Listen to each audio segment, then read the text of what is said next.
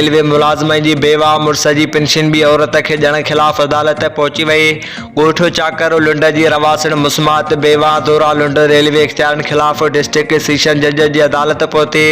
मुड़स जी मुराद लुंड railway में trolley में नो जेको फालेज सबब वफ़ात करे वियो। ज़ोरा लुंड मुड़स जी वफ़ात बैदि संदसि पेंशन वठी गुज़र सफ़र कंदी आहियां। रेलवे क्लर्क बाबू गुल मोहम्मद कलवड़, हेड क्लर्क डीएस कराची हमज़ो पंवर, मुंहिंजी अगजाई धीअ मूंसां फिराड करे मुंहिंजी मुड़स जी पेंशन जा 2 हिसा कूड़ा कागज़ ठाहे रशीदा ज़ाल रियाज़ लुंड के ॾेई रहिया आहिनि। हिन चयो त मुड़स जी पेंशन 25,000 मां फ़क़ति 8,000 रुपया खेसि मिलनि था, बाक़ी रक़म रशीदा लुंड के ॾिनी वञी थी। हिन चयो त मुंहिंजे मुड़स जी पेंशन कूड़नि कागज़नि ज़रिए ॿी औरत खे ॾींदड़नि रेलवे अमले खिलाफ़ कार्रवाई करे इंसाफ़ कयो वञे।